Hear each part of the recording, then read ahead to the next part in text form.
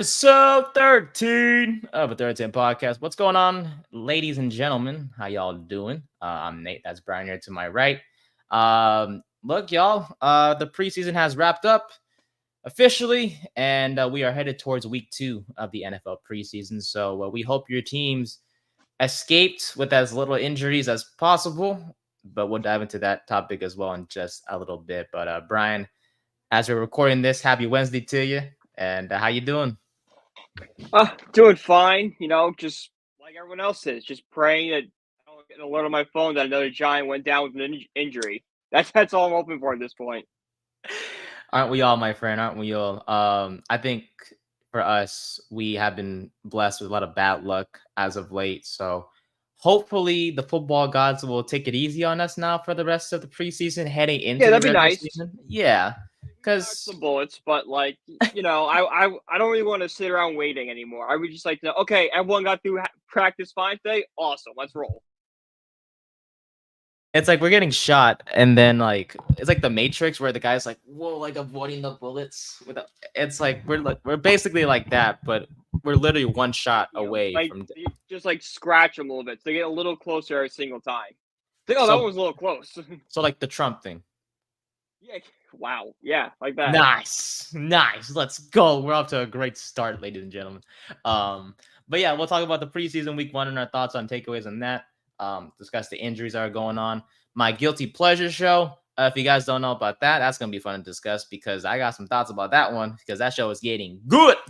And then some NCAA football talk towards the end. Because the official season is starting soon, I think. 2 weeks. 2 weeks. Labor Day weekend. Who plays, if you don't mind me asking? Let me check. Week 0. College football.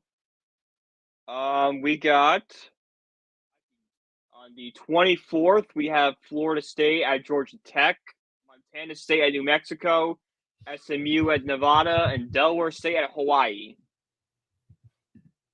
Who wants to watch any of those?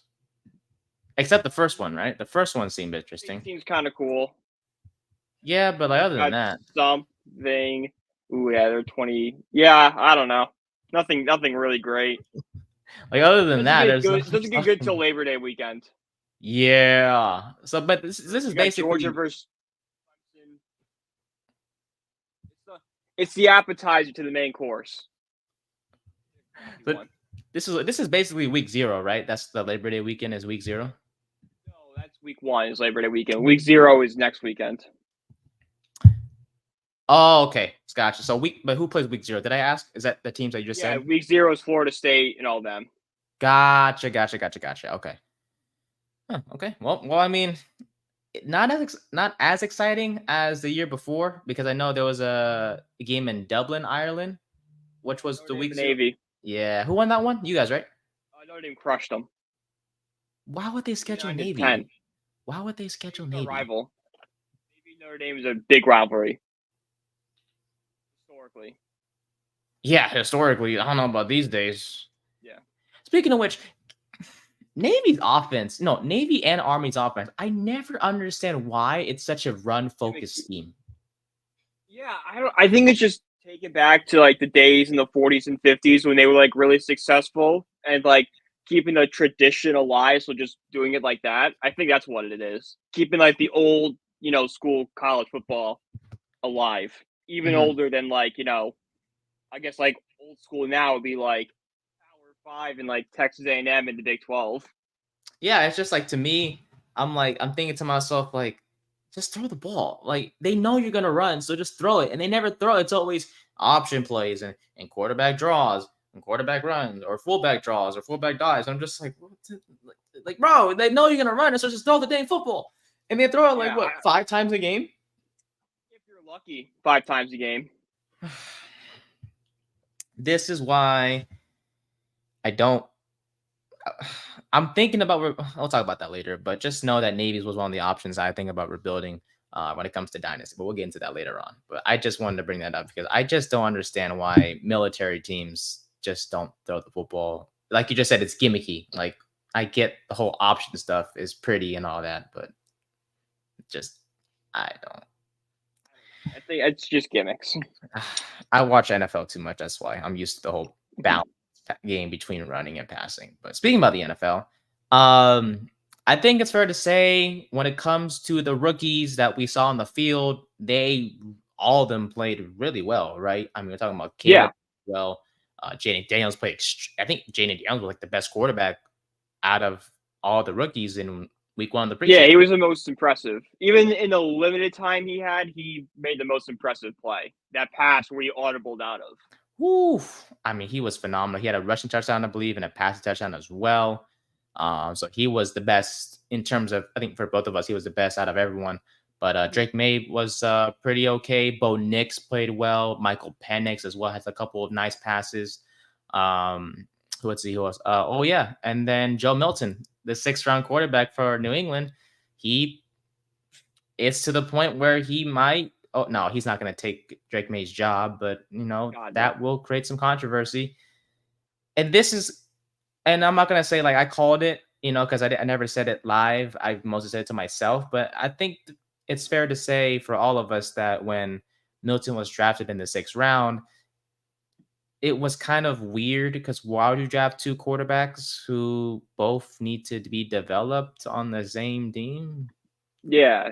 It was like RG3 and Kirk Cousins back in the day. Yeah. Like there was no why would you do that? Like, do you not believe in May? Or like because sure you can argue and say, yeah, we're gonna develop Milton so that way down the line, like so we can trade him away. Yeah, but you could have used the 6th Value is he round going to pick. have? Probably get you Exactly. back a 6th-round pick. Yeah, like you never know. Like, because that's the most you might get for him because we don't see him. We've never seen him in an NFL regular season game, and we likely won't unless injuries happen to both May and Brissett this upcoming season. And knock on wood, that doesn't happen. But Worst case scenario for New England. yeah, You get hurt. because it's your 3rd round. I mean, it's your 3rd overall pick running quarterback and a veteran guy who has had experience with the team before and that you trust a lot. So, yeah, we're already talking about injuries, and we're not even on the injury segment yet. But back to the rookies here.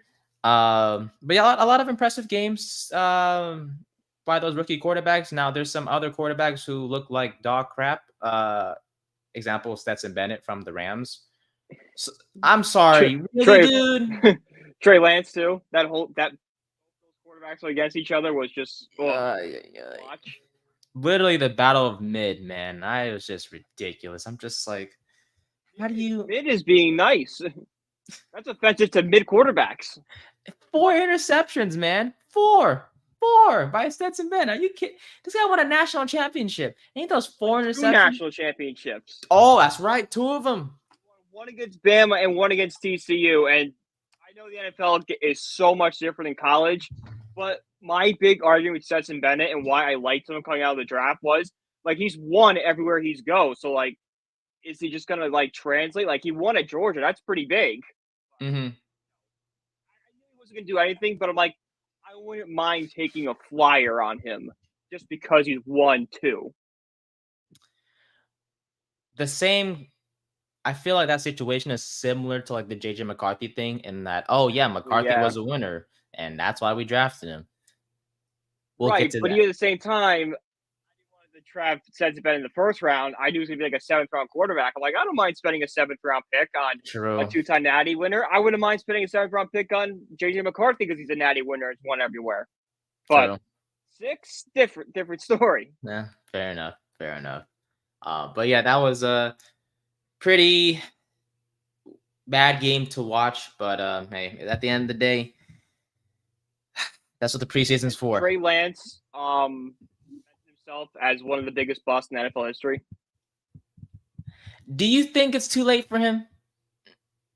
Like, do you think like this is like he just doesn't deserve a chance anymore, or do you feel like there's shot? hope? No.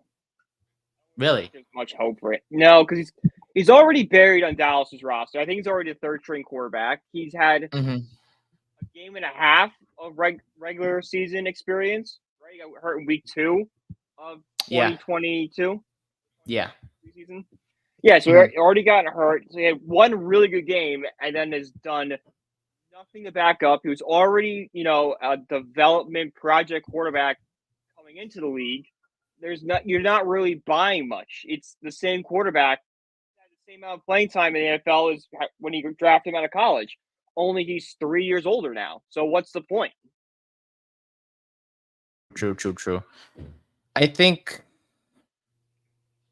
he played a couple regular season games with the Niners. He's stinking it up with the Cowboys, which brings up a whole different question because let's face it, Dallas, there's a mess. I mean, Dak's not paid, CD's not paid. Jerry Jones is like, yeah, we'll pay him eventually, just not now. And then CD goes on social media is like, LOL, like, oh, you gotta be kidding me. You just love to see our division rivals, man, just struggling to pay players. You got Jerry Jones destroying the Cowboys roster. You got ESPN confirming what I've been saying since last season, with Sirianni and Hurts supposedly hating each other, and I said Sirianni is not a good coach for Philly. Yeah. So yeah, if only the Giants had a better roster, I would say the exposure of those two gives us an inside shot. But we're a couple years away from that right now. Exactly. We're not there yet, but just give us some time. Let us develop the young guys, and we'll be back on top before you know it. But yeah, honestly, the NFC East is a bit of a mess right now. I mean, Washington has gotten better culture wise with the new management and the new roster led by Jaden Daniels and the Nguyen, he's got trust in Jane Daniels already. If he's letting him audible at the line of scrimmage in a preseason game, and I know it's preseason, regular season, who knows, but allow your quarterback to read the defense and be like, okay, this play's not going to work. I'm switching out. That shows a lot of confidence and that he's proving something, at least on the practice field, that yeah. he's got something. Oh yeah. The Commanders, they're changing things up. I think management has done a heck of a job, led by Adam Peters. Just changing the culture around in Washington, and stuff like that. And a comment from Coach Wilson on Instagram saying the worst division in football is the NFC East. Yeah, well, no, South no, exists. yeah, there's a South, Coach. There's a South. But you know about the South. At least Coach. the NFC East has high-profile stars. We got stars. Oh yeah. We have stars. We have good players. We just have teams that are going to be good this season that have question marks surrounding coach and ownership. Yeah, and the South is, well, there's like what, one or two stars? Well, Olave, Bijan. No, Olave's not a star. Olave's a good player, but not a star. Is that his? Is a star. AJ Brown is a star. But is Olave could be a star? Is Olave not being a star his fault or the team's fault? I think it's the team's fault because he doesn't have the exposure like some of these guys do. Half the things of being a star is getting the exposure to be it. Otherwise, you're an underrated player. Like, yeah. I won't make a baseball reference, but Ketel Marte is crushing this season. All right, he's like putting up MVP numbers. He might be one of the most underrated players in baseball because he's on the Arizona Diamondbacks, who, yes, won the pennant last year. But outside of that, what have the Diamondbacks done in the past 10 years? Nothing. Yeah, they made a couple playoff appearances, a first-round loss here and there. So he doesn't get the exposure that, Bryce Harper? Yeah, like a Bryce Harper does, whose team is constantly competing. Juan Soto, team is constantly competing. Fair enough. And yes, I mean, the NFC South, not a big market. I mean, Carolina, New Orleans, Atlanta. What am I thinking of? Saints, Falcons, Panthers, Bucks, Tampa. Not as big of a market. Whereas the East, you have the Giants in New York. You have New York, Philly, Dallas, and the Capital. Yeah, so you can't get anything better than that. That's literally screaming for attention. And as Coach also comments, said Malik Neighbors Rookie of the Year. I hope so as well. Hey, plus 1,300. Let's go. Yes. The Cure got it in. No way. I bet $5 to win Offensive Rookie of the Year, plus 1,300. How much would you win if it hits?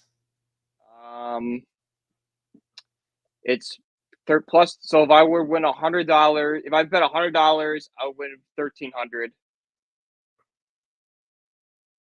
So you put 130? No. No, 130 would be if I bet $1. Oh gosh. So 130 times I'm 5. pulling it up. Okay. Well, that's well, yeah. That why are we doing this? Okay.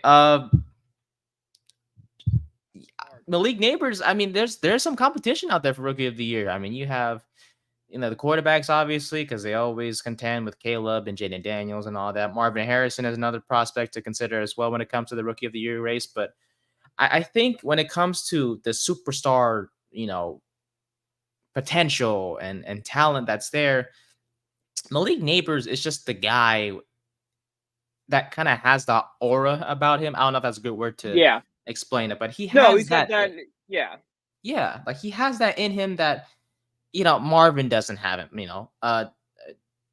Drake May doesn't have that. Jaden Daniels somewhat. Caleb, yeah, but he was a superstar quarterback for USC and Oklahoma. Like, what do you expect more from him? So I think Malik kind of has that aura about it, and he's going to be playing on one of the biggest markets in the world in New York. So I think you had your $60, a little over $60.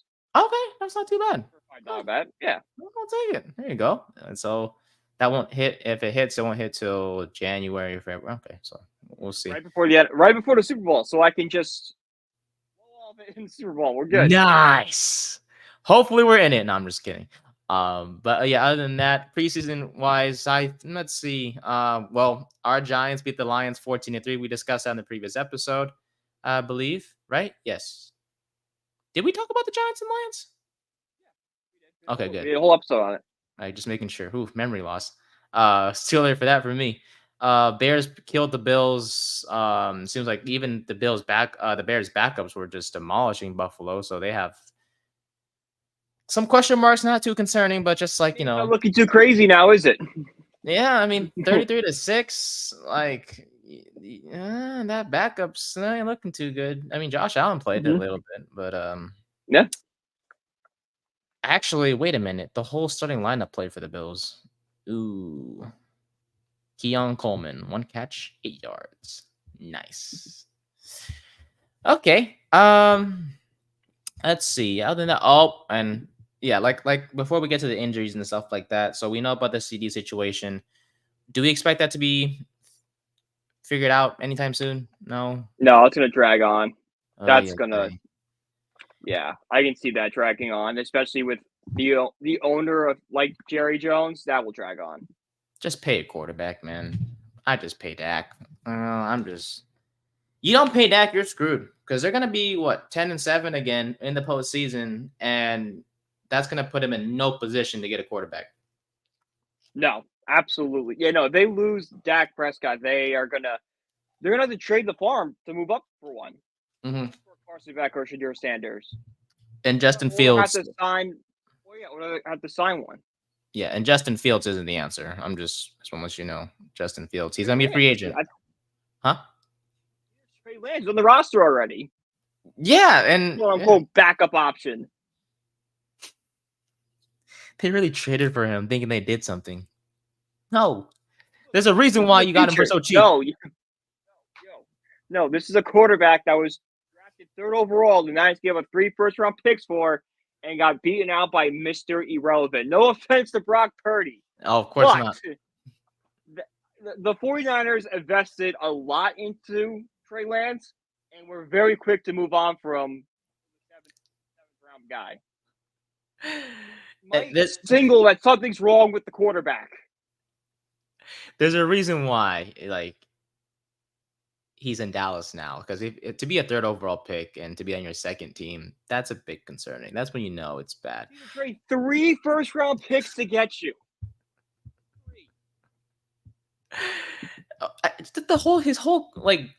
The whole quarterback class that he was a part of was just terrible, because it was Trevor Lawrence, right? It was Trevor Lawrence, Zach Wilson, right? Quarterback?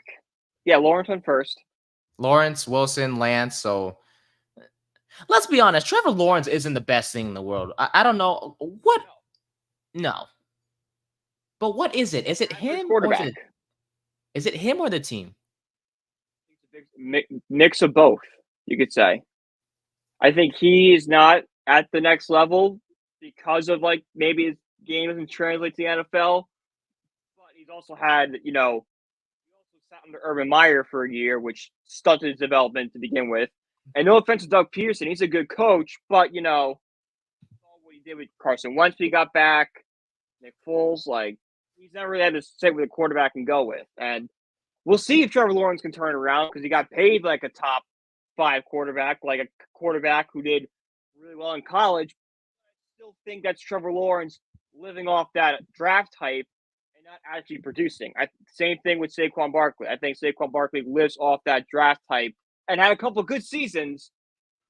When you really look down at it, he's had more underwhelming seasons than he's had productive seasons. Mm-hmm. Yeah. And well, I mean, I think for the Trevor Lawrence situation, I'll be like, "Hey, Dabo Sweeney, Clemson ain't working out for you these days. You wanna come on over to Jacksonville because they need some juice. They need there's something about that team. They need some juice. They lost Ridley. They need a player like Jalen Ramsey back there. They need a guy who's just gonna talk. Trash talk. Attention to them. Yeah. They made the postseason with Blake Bortles. Yeah. One of the greats. They are a blown call away from a Super Bowl. That fumble was a fumble.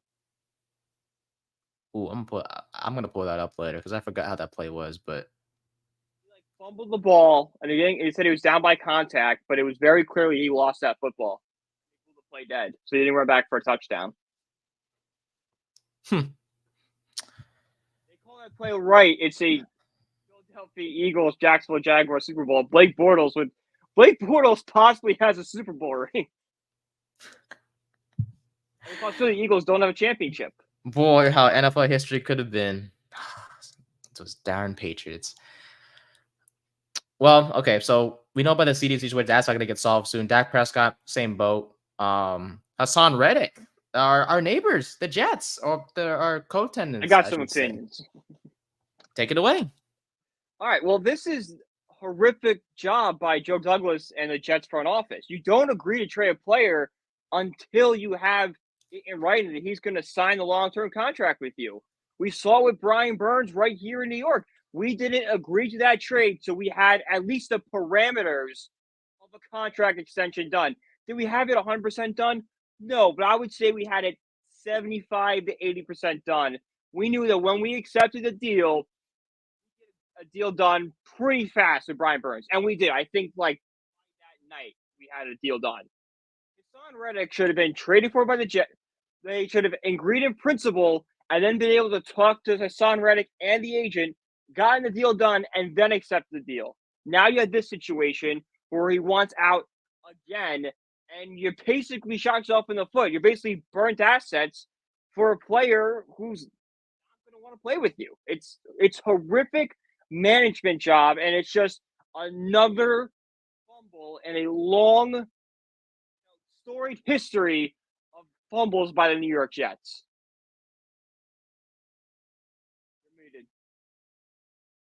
Is this as bad as the butt fumble? No, because the butt fumble was on national television against their arch rival. Fair enough. Kind of summed up where Mark Sanchez was at that point. I think there were still people like clinging to he won the back-to-back AFC championships. He's, we just got to build a team around him. And then he ran into his center's butt, and then he kind of never recovered from that. Fair. True. Yeah, I think it's just they traded away Bryce Huff in exchange for Hassan Reddick. So it was like pass rusher trade with like some draft compensation, if I'm not mistaken. And it's like, I understand like he wants the money and that he was going to be playing under a non-guaranteed $14 million contract. Mm-hmm. But man, like, you're not that good. He's not. Right. And you can correct me if I'm wrong. But based off what I know, he isn't a top 5 pass rusher. TJ I was Watt. pulling up yeah, no. Let's try to think of another one. Why can't I think of no? Oh wow, that's terrible. Micah All right, Parsons. so Go ahead. You're good. he's had 10 plus sacks the past 4 seasons. 12 and a half in 2020, 11 in 2021, 16 in 2022, and 11 in 2023. So he's top 5. Yeah, he's 20. He's going to be 30, so about it. That's his one, like, not. But yeah, 4 straight seasons of top 10 production is pretty good. You deserve to get some contract for that.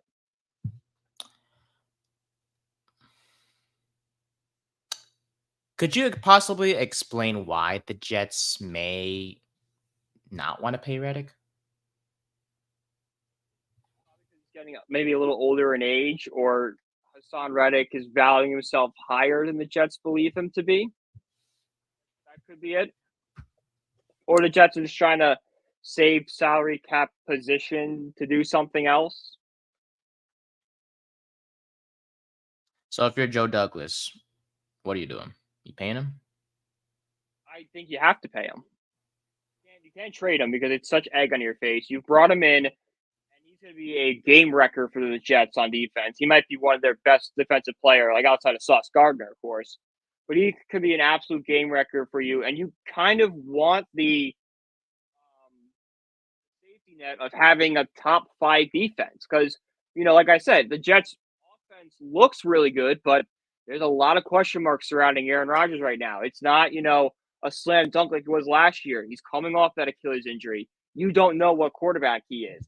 I think he'll be a fine quarterback. I think he'll be an average quarterback. But even if he underperforms some game, you have a top 5 defense led by, a great pass rush with Son Reddick on it, Quincy Williams, Sauce Gardner, the other Williams brother. That's a really, really good defense. You lose Reddick, you kind of start losing some of that firepower because instead of having 2 elite rushers, you're down to Williams. And then it kind of falls apart from there. Mm-hmm. And then, obviously Jets fans could make the argument like, we have Jermaine Johnson the second-year player from Florida State. Yes, that's 100% correct. But at the same time, he's still a young prospect who could use a Hassan Reddick on the other side in Reddick. So if Reddick goes, getting beaten by Ron Jenkins, you can't live with yourself getting beaten by Hassan Reddick. Mm-hmm. Exactly. So at the end of the day, that's a mess that hopefully gets figured out. I don't see him getting traded because it would just be a bad look on Douglas's resume. But at this point in time, I don't know if they're gonna keep him because it just looks like a complete mess right now. And I talked about it on the corner booth the other day. It's a matter of who's gonna blink first because the Jets aren't gonna pay someone until they report to camp. Reddick isn't gonna come to camp until he gets paid. So who's blinking first? See? Mm-hmm. So we'll see about that. Other than that, those are the 2 or 3 players in Lamb and Prescott and Reddick that are dealing with contract issues. And we'll shift over to the other issue going on around here in the NFL preseason, and that is injuries, and more injuries. Because holy fudge, these past few days have been absolutely ridiculous. As of today, we have one notable player in JJ McCarthy who has been ruled out for the season with a torn meniscus.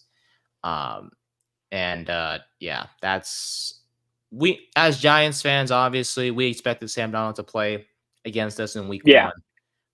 But there was that possibility that McCarthy could possibly play if he played well in the preseason, and it looks like those dreams are over. So we'll start with McCarthy. Your thoughts on him being ruled out for the season? Is this, in a way, a good thing from a perspective is that he's going to be like a red shirt basically this whole year? Or do you feel like it's just a whole devastating point to where he could have started this year if things kind of went south with Sam Darnold? It stinks from the point of view of he's lost a year of practicing. When you're a red shirt, you can still practice the team and still go out there. You can't dress, you can't play any games, but you at least can hit and home, go to the weight room, train, stuff like that. McCarthy, torn meniscus, can't do that. He has to rehab. He has to get himself back to the strength and then look to improve. So Mm-hmm. from that perspective, it stinks. From like a mental perspective and like learning the NFL game, learning NFL defenses, sure, this is a blessing in disguise because he's going to be able to sit. He's not going to be forced in the game. He can kind of sit with the NFL quarterback coach and the offensive coordinator during games, listen to the play call, watch Darnold, learn the defense, look what to look for. So from that perspective, he'll have that second year knowledge. It's all about getting him physically ready for the second year, which, torn meniscus, it's pretty hard to bounce back from. Mm-hmm. Yeah, I mean, I think he already got surgery already. I think I'm not mistaken. But he's gonna be ruled out for the year regardless. So it's the Sam Darnold show now. Minnesota kind of looks screwed because if you don't get breaking news, but the Giants signed someone. We'll get to that in just a bit. Kind of safety. But so in Minnesota, you left with Sam Darnold, and then you have Jaron Hall, who played a few games last year for Minnesota when the quarterbacks in front of him went down. Or when Cousins went down, and then I think Dobbs left, or no, Dobbs went down, and then Jaron Hall came in to play quarterback, and he didn't really play well either. So, Yeah. in conclusion, Vikings are screwed at quarterback without McCarthy. Nick Mullins is the other quarterback, so that's it's a mess. So Minnesota their chances of contending were already kind of low. It's Yeah, because lower. the quarterback was such a question mark. But now Yeah. it's like there's the possibility that, JJ McCarthy could come in halfway through the season and just go on this unbelievable run to a playoff spot. Now you're stuck with Sam Darnold unless they go out and sign a Ryan Tannehill or a Matt Barkley, which seems very unlikely at this point. You're kind of just sitting there with Darnold. You have great receivers in Jefferson and Addison, so maybe they can elevate Darnold's game, but I don't know they can elevate to a point where they can be a realistic playoff team. And even if they did sign like a Barkley or whoever, they're not the answer either. So basically, what we're trying to say is nicely, Minnesota is screwed. It's a lost year. Top 5 pick? No, they're not. There's too much talent on the roster to be a top 5 team. They're going to win games. They shouldn't. You have Justin Jefferson, and when you're Justin Jefferson, you're going to win games. Not to put you on the spot. So Minnesota, record-wise, 6-11. Fair? No. Yeah. No. Okay. Fair enough. So that's one injury that happened over these past few days, and then there's us. First it was Malik Neighbors who had that ankle injury. Thank God he's fine. And then there was Tyrone Tracy, and I promise you, when I saw that he went, heard about that he went down, dude, I was like, you gotta be kidding me. We literally talked about running back by committee, and now it's gonna be a no committee because that air cast was. That was when scary. you hear air cast and cart, you get scared because that signals like something's broken or something's torn, which means he's out a long time. Exactly. So the fact that we ended up hearing that he was okay, he was back in the meetings with the running back room and the coaches. Thank the gods. Yeah. I should say.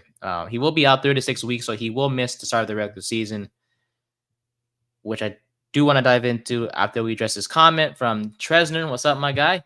JJ will be the biggest bust this season. That's unfair to JJ. Oh, Jefferson. I was like, McCarthy's out. I was like, my apologies to you, Tresner. I thought you were talking about McCarthy. I was like, he's out, isn't he? But I was Jefferson. I'm like, okay, Jefferson. It's too confusing now. No, when you lose your start, he was already getting taken lower in fantasy because of the quarterback situation. And I think the reason why he was so top 5 was the hope of McCarthy being the savior. But now you're stuck with Darnold. I could see a world where Jefferson starts falling in fantasy drafts and could be, more of a, I don't want to say a sleeper because he's not a sleeper, but could be someone who's undervalued. All I'm going to say is, if Sam Darnold wants to save himself this year, you better target Jefferson like 15 times, dude. Like, don't just find him. He will get the ball.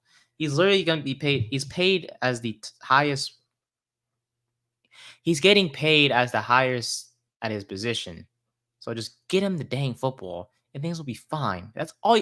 Literally, that's the same thing we're doing with Daniel Jones. Give Malik Neighbors the ball and just let him do the rest. Like, that's literally what these guys have to do to save their jobs. Both quarterbacks are under a lot of pressure this year, especially ours. I think Darnold's under way more pressure than Jones is because this might be Darnold's last chance in the NFL. Daniel Jones, I think he gets cut. I think he will sign with the team as a backup somewhere. This is it for Sam Darnold. This is Sam Darnold's last chance. He doesn't make the most of this opportunity where he is guaranteed starter job and comes out flat, done. Because he's UFL, he's going to be in Canada, or he's going to be back at USC coaching.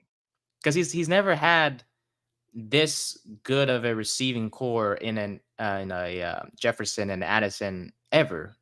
Like, he was an SF, but as a backup, and then he was with the Jets because of the Jets, and then he went to the Panthers, and they don't even have anyone. Yeah.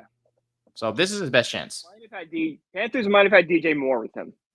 Like rookie year DJ Moore, not what DJ Moore is on the Bears now. The Bears. Have you watched Hard Knocks, by the way? I've not sat down and watched it yet. I'm going to, but I haven't gotten around to it yet. No worries. Like I told you last episode, just think about basketball when they. Yeah, no, that also turned me off. Where I'm like, I don't want to relive the '90s Bulls yet again. As a Knicks fan, the '90s Bulls are like a curse word. Number 23, Michael Jordan. All right, that's Knicks fan just got PTSD when you said that. I know. Sorry, guys. Speaking of the Knicks, I think Jalen Brunson got named team captain the other day, if I'm not mistaken. Yeah, good for. It's an honorary thing, but good for him. Yeah, he deserves it. I mean, he's just everything you want in a leader when it comes to basketball. Right now. New York. Oh, really? Team of New York. Oh yeah. No team unites New York City like the New York Knicks does. That was fun though, just seeing when the Knicks are winning. Like everyone, yeah. Basketball was good. Mm-hmm. You know, basketball's better when the Knicks are good because the Knicks fan base is so rabid and like. Sport, like there's two teams, like baseball, it's Mets, Yankees. It's kind of like a 60-40, 50-50 split. Jets, Giants, again, 60-40, 50-50. Rangers, Islanders, Devils. Probably more Rangers fans than Islanders, but there's still an equal, distribution between them. Knicks and Nets, it's like 90-10 Knicks fans. Like for every one Nets fan, there's like 10 Knicks fans. Right? No one cares about the Brooklyn Nets in New York. Besides like 8 people. So, you have the entirety of New York riding behind the Knicks. That's why you have these crazy celebrations going on. Who's a Nets fan? What is it? Evan Roberts. Who? He's a popular radio host here in New York. That's the most high-profile name we got. That poor guy. Damn. Yeah. Well, they lost everyone. Mikhal's gone. Ironically, he's with the I just forgot he's with the Knicks now. Yep. I remember when people said that wasn't gonna happen. No way, Mikhal goes from the Nets to the Knicks. Why would they do that? Yeah, I was saying it to be like a joke. Like let's get let's reunite the Villanova team. Let's go, boys. I'm like, there's no way Brooklyn's gonna trade Mikal Bridges. He's a really good player. They're gonna want to build a franchise around him. It's a nice dream. And then it happened. I'm like, oh my god, the Knicks are gonna win a championship. What was my first thought in my head? I'm like, oh my god, this is the missing piece. Let's go, boys. If I could find a clip of you saying, "Let's reunite the boys of Villanova back together," and then put like the SpongeBob like 3 seconds later or 3 minutes later, the Knicks traded for Mikal Bridges. What? Oh, but yeah, the Knicks are taking over New York basketball. The Nets are screwed. I mean, their best player is what? There's Cam Thomas, but then there's. Thomas is without question. Then who else? Ben Simmons in his summer workouts. What's the summer workouts? Hitting the backboard and having hit him in the back. He does hit shots in summer workouts. Cool. Gonna hit him in a game? No. All right. So. But back to the Giants. Thankfully, Health-wise, Tyrone Trace is going to be okay. So the running back room looks kind of thin now. We talked about it before. It looked kind of crowded, but now it's looking kind of thin. It's Singletary, it's Gray, who we both love, obviously, and it's going to be Turbo. Unless something happens, it's likely going to be Turbo Miller, the running back who kind of has a cool story to himself. Mm-hmm. It's going to be the Same running back. Turbo. Yeah, like that says something. He's a fast guy, and I'm trying to think. Are we gonna sign? No. Wait, why is Turbo questionable? Oh crap, his hammy. He could have like a cold or something going on. It could be something stupid. I haven't seen anything that suggests he got hurt, unless he got hurt like before 4. Apparently, he got a hammy injury yesterday. I mean, that could be like, working out again. Goes things tight enough. True. We'll see, but that's just some other injuries, and then Jordan Addison today he was carted off. Not carted off, was he? Yeah, he was carted off with a leg injury, so that's gonna be a mess. There's a meme I saw of someone playing NFL franchise, and they're like the Minnesota Vikings be like, and they're highlighting the simulate to next season button because man, Addison and McCarthy on the same day. Oof. But let's see. But a report as of 11 minutes ago, Addison's ankle injury is not believed to be serious. This is the initial belief as of right now. So all right. Well, it makes you feel a little better if you're a Vikings fan or someone that drafted Jordan Addison in the fantasy league. Yeah. And for some reason, I'm seeing on Twitter that Mexico just threw a no-hitter in the first game of the Little League World Series. They did. A team no-hitter. Throwing gas on the mound. Damn. How about it? Okay. Who'd they play? Aruba? God. Come on, kids. Oh, they're kids. I forgot. I'm sorry. I'm 11-year-olds. I'm sorry, man. I was going to yell at them. I was like, they're kids. Wait, the Commanders signed Tracy McSorley? Oh, play the song. Yeah. Throw it on a dime. I'm going to get copyrighted. Never mind. Yeah, we're on YouTube. We can't do that. I know. But no, honestly, injury-wise, we saw the Guardian caps on a few players in the preseason so far. Jonathan Taylor was one of the notable players. James Daniels of the Steelers on the offensive line was another. What are your thoughts on the Guardian caps, Brian? I think they look ugly, but if this makes a player feel safer, reduces head injuries, you're going to learn to live with it and just be okay with it. That's where I sit. If this makes a player safer, makes the game safer, make more guys want to play harder because they're not risking injuries, I'm all for it. Okay. And then let's see. I think that's kind of it injury-wise. We didn't, yeah. And then, well, this guy isn't injured, but apparently he wants to come back to the NFL. Colin Kaepernick says, well, not says, but he wants to come back to the NFL, basically. The Chargers' head coach, Jim Harbaugh, offered him a coaching job, saying he'd be a tremendous coach if that's the path he chose. Listen, buddy, I'm talking about Kaepernick here. Nobody wants you, okay? We don't want you in New York because, God forbid, something bad happens to Jones and DeVito. I'd rather sign... I'd rather Nathan Peterman and be fun. Oh, yeah, dude. Him with Dable like there is in Buffalo. Oh, that'll be fun. But that's so much better than the Kaepernick. No, we don't want him. The Niners obviously don't want him back. No team in the NFL wants him. And he's like, I'm still working out, hoping the NFL will take. No one's going to take you, bro. You've gone through like 3 workouts. Stop, okay? Your chances. You've had the XFL reach out to you. The AAF reached out to you. The UFL reached out to you. Canada reached out to you. The NFL held a training thing for you, and you didn't go to it. All right? So you scream and cry wolf.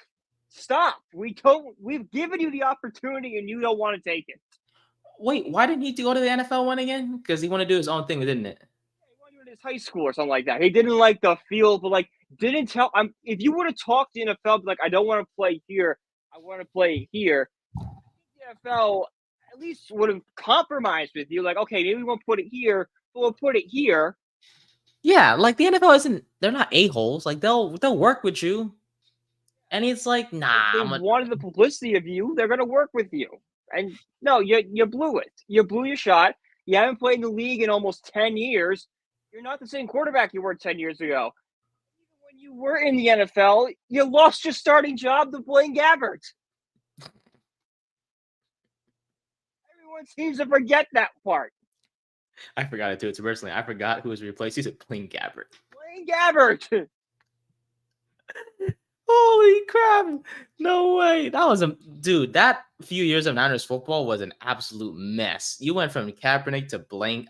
Wasn't there a coach? Oh my! What was their coach? Was it Chip Kelly? They had Chip Kelly for 1 year, and they fired him. That he got was fired bad. from Philly, went to the Niners, then went to UCLA. And he said, "All right, I'm cool." No, he's at Ohio State now, isn't he? He's the OC. Yeah, he's the OC. He's the offensive coordinator for the Buckeyes. Ryan Day just continues to shoot himself in the foot. Woo! Go Buckeyes! Oh, speaking of which, we'll get to NCAA later, but they're running back in the game. Holy crap! A little spin move. Oof, that's a doozy. But yeah, I think Guardian. Back to the Guardian caps. It looks, it's safe, but just the whole look of it doesn't look great. It looks rough. They need to figure out a way to not make it look as rough. But I would just say just make a deal. Just make the helmets better. Like, it's not that hard. It's really. Like, okay, we have the Guardian cap. Can we figure out a way to put it on the helmet and not make it look horrific? Yeah, or better yet, put it on the inside. Put it on the inside of the helmet. Whoa, we're reinventing the wheel. Not that hard, guys. I swear. NFL be taking way too long. Just like Disney, bro. When they're over here like coming up with new ideas and crap. Like, oh, now we're making Incredibles 3. Whoa! Years later, bruh. Incredibles 2 came out fudging. Oh, I caught myself. Fudging in like the early 2000s. No, that's Incredibles 1. Incredibles 1 came out in like 2000, and the second Incredibles was like 2019. There was like an 18-year gap between 1 and 2. This gap makes a little more sense. Oh crap! I don't know my Disney history. What the heck? Incredibles 2 was 2019. I want to say 2019 or 2018. What the flip? The first one was 2004, and what? Oh my god! So now we're making a third one that's coming out next year. So we went from a 14-year gap to a 7-year gap. They're improving. The next one, Incredibles 4 in theaters in 3.5 years. They better not make a fourth one. No, they're done because it doesn't make sense. You know how you seen the Incredibles 3? Yeah, the eyes. You can't add an IV. That makes no sense. Unless, well, the daughter's name is Violet, huh? Now that it would just mess up the whole thing. he thought about it, like, wait a minute, hang on here, this might work. Okay, so the eyes and then the V, so that means maybe Violet takes over, but it's like, there's Dash, but then there's no Roman numeral with the D in it. So, what other Disney movies coming? Toy Story 5, yeah, 5. Apparently, they're going up against electronics. That's a cool story, but that should have been Toy Story 4, not Toy Story 5. What was the fourth one again? I didn't see it, but like I heard it wasn't good. It was like Forky, who was a piece of garbage that, what was her name? Bonnie? Was that her name? Yeah, Bonnie, yeah. She was introduced in the third one. And like arts and craft and like loved it, thought it was a toy, but like hated itself. This is a really weird message to send to kids. And we wonder what. Nope, I'm not going. Toy Story 3 is the canonical ending of Toy Story. It's the perfect ending. And we wonder why depression rates are up. Nice job, Forky. I don't know what his name was. Forky. Great job. Was he a spork? No, nah. I'm pretty. No. That'd be weird. He might have been a spork. I think it was a spork. Oh God, I'll find it later. Ain't no way. Thank God.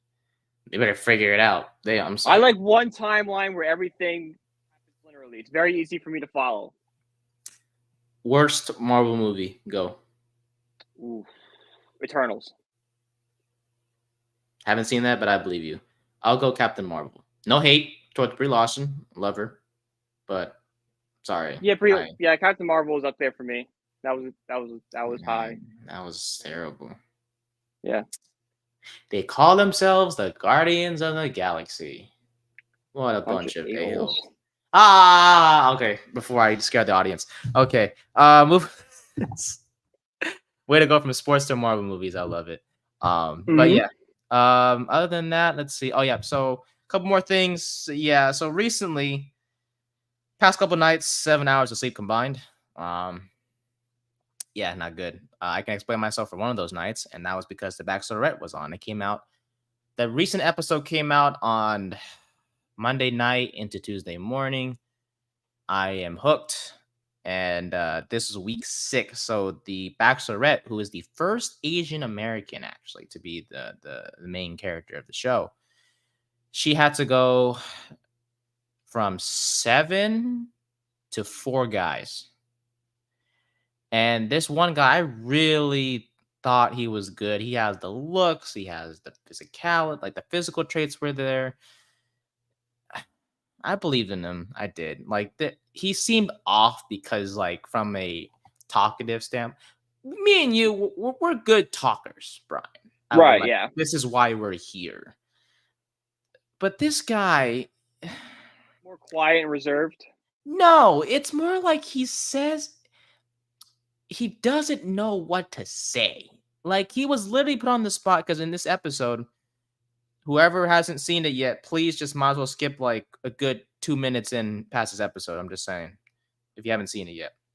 I know, Brian, you're not gonna watch it, so they can just. It's fine. So this dude was on a podcast on the show as part of the episode, and it's where she gets to question him on, like, get to know each other more, and she's like, "What do you like about me?" And this dude just goes off on a tangent about like stuff that's irrelevant. He's like, "I love you," but doesn't like go I love further with turtles. that. Yeah, bro, it's legit the same freaking mindset, basically. I swear. And then, like, and she wants it to work. Like, she really, really, really likes him. Like, she sees a future with him, but she wants to find an emotional connection. And I swear to God, in this episode, 3 mother fluffing times, she asked him, "What do you love about me? Well, you say you love me, but what do you like?" And at the end of the day, this dude says, "Honestly, when I first stepped out of the car to see you, I didn't expect it to be you." He expected it to be these 2 other girls from a previous season. So I'm like, you gotta be kidding. And keep in mind, this dude was the same guy that got the first mother fluffing rose on the first episode. It's the first impression rose. And they made out for like a good like 2 or 3 minutes, bro, on the episode. Okay. I'm telling you, this dude had all the physical traits. She loved him. Oh, she had an interest in him, I should say. And this dude costing himself a chance at love, not because he expected someone else to be on the damn show, but like he couldn't get out what he loved about her. My love is physical touch. Bro, there's more to that stuff. Are you kidding me? I was so pissed. That was what I want to talk about today. I swear. If you love someone, you have a reason why behind it. Don't go, "I love you," and just go on some, it's because you're selfless. What makes her selfless, bruh? Elaborate, you son of a bun. That's why he got eliminated. So screw you. Jesus. I hope you don't find love because honestly, I don't know. Wow. I like, It's dude. brutal here, bro. I want everyone finding love. No, he sucks. Ain't no way he gonna find someone. I swear to God. But the other contestants, they were great. They were fine. 2 more contestants got eliminated, unfortunately. One of them was also one of my favorites. His name is Grant Ellis. But thankfully, it seems like everything was kind of just set up anyways, because an hour or 2 later after the show ended live on television, he was named as the next Bachelor. So fudge, he's not losing anything anyways. Definitely. Yeah. Out these guys. Like, okay, that guy didn't get picked, but he was, he's got a good personality. He's got funny. We can market a show around him. So come on, let's go. Let's go. Like, he's tall. He's a basketball player. Um, yeah, he just fits what we want. So yeah, he's the next Bachelor's, but he was eliminated, so that was sad. The other guy he at the end of the show he had to call he called his mom and he was like crying and says like, "Mom, I got sent home and everything." So at the end of the day, this show, as much as people want to clown on everything and all that stuff, it is it is real life because at the end of the day, someone's trying to find love. The guys and or girls, depending on what the show is, the Bachelor or the Bachelorette. Um, they want to find love. So now we're down to 4 guys now. 4 guys I respect. I think they'll be good fits for the woman. Her name is Jen. But yeah, to the dummy who costed himself because he couldn't how to doesn't know how to talk basically. You suck. Okay? So anyways, I'll be back next week to talk more about the show because it's gonna go from 4 to 3 and to 2. And it seems like, based off what we're seeing from the trailers and crap, she may not choose anyone. We shall we shall see. We What a shall waste see. of time. No, because here's the thing. I'll say one last thing. Because this was when I think it was last week or the week before. They show like, coming up on in the future for the Bachelorette, at the end of the credit scene, she goes, "I can't let you propose to me." And I'm like, you gotta be kidding me, bro. There ain't no way you don't choose anyone. Yeah, no, I just want to watch the television. I'm waiting. 26. What's up? That's the whole point of watching the show is to watch that happen. Brian, 26 guys apply for this show. Okay, 26. I could be wrong. 26 guys, and you don't pick anybody? Nah, you better pick somebody. I don't care. Yeah, you pick somebody because they're all good fits. The guys that she had, they all have something about them that I think viewers can like relate to and like about each one. No matter who goes home or whoever gets to be the winner, they're a good pick. It's just your preference. Spoiler: my preference, Marcus. Marcus is my preference. He's from the military, actually. He was a veteran. Good dude. I like him. They're all great fits. But I swear to Bob, if you walk home with nobody, you just wasted I will never watch the show again. Okay. And she's Vietnamese. Man, come on, man. Make my country proud, bro. Please. Please. For the love of God. I don't ask for much. I ask for so little. That's all I want. That's all I want, man. I watched this show not just for her. I mainly watched it for her because she's the first Vietnamese person, but these other guys want love, man. Just give him a shot, please. Next week's episode is hometown, so she gets to visit each of the guys' hometown and meet the parents and everything like that. So that's gonna be fun. So we shall see. But that's enough about the Bachelorette. Holy crap! I'm about to go off on and on for a cool minute if we went forward. Family Guy nailed it because I just remember watching the Family Guy episode when they were on The Bachelor, and I'm like, oh, I know all that. Oh, Family Guy. I got you. Family Guy is at least a comfort show for me. I just I put an episode on when I'm working. Oh man, it's relaxing. Another thing that is relaxing is NCAA, which is our final topic of the day. How is your dynasty going, Brian? How's everything with that? Are you still playing, I assume? Notre Dame is the team, but yeah, I'm still going Notre Dame. In the 5th season right now. Big recruiting class coming in. A lot of 5 stars, a lot of 4 stars. So future's bright. We are ranked 10th right now. Fingers crossed. Get a few big games coming up that will test the boys, but we're ready to go. We're ready to go. Okay, Coach Freeman. I see you. I see you, Coach. Yeah. Yeah, for me, I rebuilt Cal. I won a national championship with them, thankfully. But I got bored, so I was gonna rebuild San Jose State. They weren't the best fit, so I was gonna rebuild Notre Dame. And I was talking with Brian about this off air, guys. Jeremiah Love. He is. Is dangerous. Is he one guy that could win the Heisman this year in real life, or is that kind of a bit of a reach?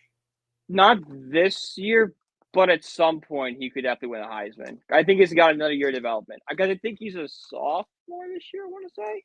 Oh crap! Oh yeah, he has. He's time. young. I was gonna say, he has time then. Yeah. I know you released an article. So before we head off for the episode, um, I do want to ask about an article you recently wrote for BELLYUPSPORTS.com. You Yep. mentioned a prospect that was committed to Notre Dame, but is possibly rumored to leave for somewhere else.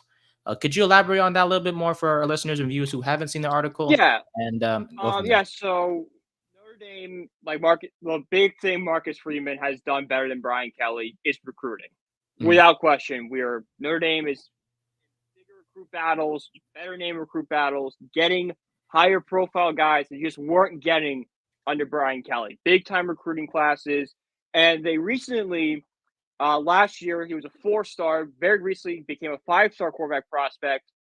Deuce Knight, dual threat guy, big physical guy. I think he's like 6'4", got a rocket arm, can move with the legs, threw for over 3,000 yards, and rush for over 500. Like, this kid is something really good. This is going to be This is a program changing guy in Deuce Knight, because Notre Dame for the past 10 years has fielded really good rosters, but they're just missing that star quarterback to take them over the edge. Like, they don't have a guy who, late in the game, can just air the ball out. They've had nice quarterbacks like Ian Book or Sam Hartman, but no one that is at next level going to be first round pick. Mhm. Deuce Knight, if he plays well, could be that guy. And he's been very vocal about, coming to the Irish and recruiting guys to come play for us. He was in a lot of comment section of other top recruits like, hey, you should come join me in South Bend. So that's a huge plus for recruiting. If, not only is, this team recruiting me, but someone my age wants to go play with them. That's kind of a good offer. I'll go play with them. Mhm. The problem is, has come out in the past couple of days, is that he still has a very strong desire to play in the SEC. He's from Mississippi, so he's grown up on SEC football. He had some friends go take a trip to Auburn, so he tagged along and ended up liking Auburn, I think, a little bit more than he thought he would. And now the concern is that he might flip to Auburn instead of coming to Notre Dame. Okay. Um, yeah, I think for me, my thoughts on that is that look, yeah, it seems like he's a superstar quarterback. Like I said, I'm not going to sit here and tell you I know a lot about him because I don't. The most I know is from what I read on your article, Brian. So Yeah. if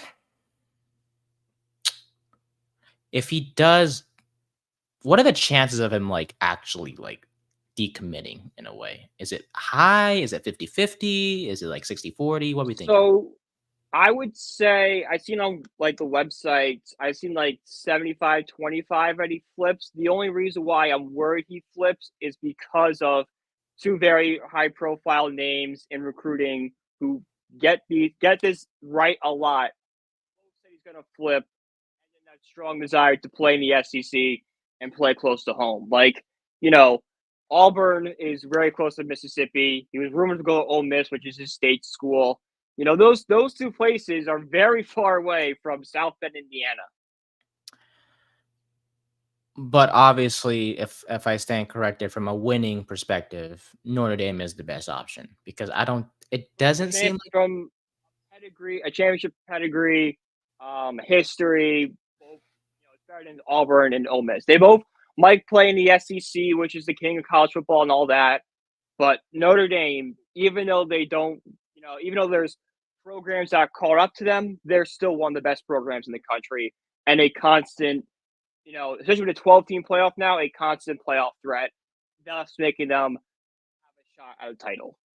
So, do you think he flips?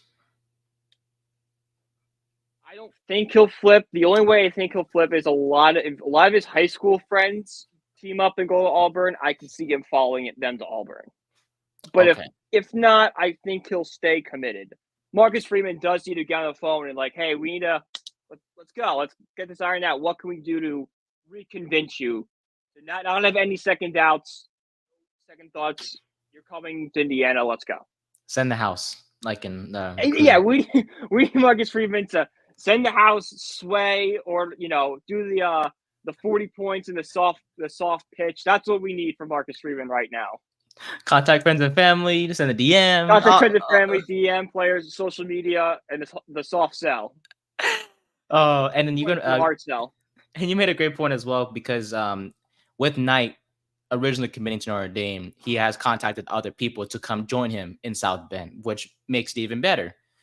So if he does decommit, I assume the other players he helped bring in, would they possibly leave as well, or do you see them possibly staying, or is that undetermined? It's Pandora's box. You don't know what's in it until you open it. So if Deuce Nice commits, yeah, there's a very good chance that the recruits he helped bring in leave, or the recruits that are still up in the air and had Notre Dame as a potential landing spot because of Knight. Well, that's all right. Knight's not there. Boom, not going there now. Mm-hmm. But also have fallen in love with the program because of Knight, and it means so much to them now that just because Knight's not there, hey, I still like what I heard from Freeman and the coaching staff. Sucks that Knight's not going to be there, but I'm still going to go there. All kinds of, it's all like an individual, all about where their mindset is and how they think about playing the next level. Fair enough. Well, so we shall see with that. Notre Dame football is almost here. College football is almost back as a whole. So we'll dive into some more Notre Dame football in the future episodes, but we also have the NFL to discuss as well. NFL division previews aren't over just yet. We covered 2 divisions so far. We got 6 more to go in the next few weeks, so we'll try to figure things out from there. But yeah, that's going to wrap it up for episode 13 of the Third Set Podcast. We appreciate y'all for listening and watching. We'll be back in the next episode with another division preview. That is going to be we did the AFC East already. Yep. Do we have 7 divisions left? Yeah, because we never did the North. Oh. 7 divisions in 2 weeks. I was going to say, I don't think I missed an episode, but I might have. Oh, Nate's coughing. I'm good. Yeah, so 7 divisions in 2 weeks. We'll figure it out. So I think the AFC North will be next, and then we'll do the South and the West, and we'll save the NFC East for last. Yeah, let's do reverse order. We'll do all the way to the AFC West, and then go NFC West, NFC South, NFC North, NFC East. You got it. So, snake draft. Woohoo! Oh, fantasy draft. Yes. Oh, okay. So we are going to be having a 3rd and 10 league podcast league, fantasy league. Holy cow. We are working on that. Brian's already in it. I have a couple of friends of mine as well are in it. We are at 4 guys. We're looking at 8 players as a whole. So unless we can make it 10, but it's likely going to be 8. So just want to update you guys on that. The draft likely won't be until the end of the month because injuries are scaring the crap out of me.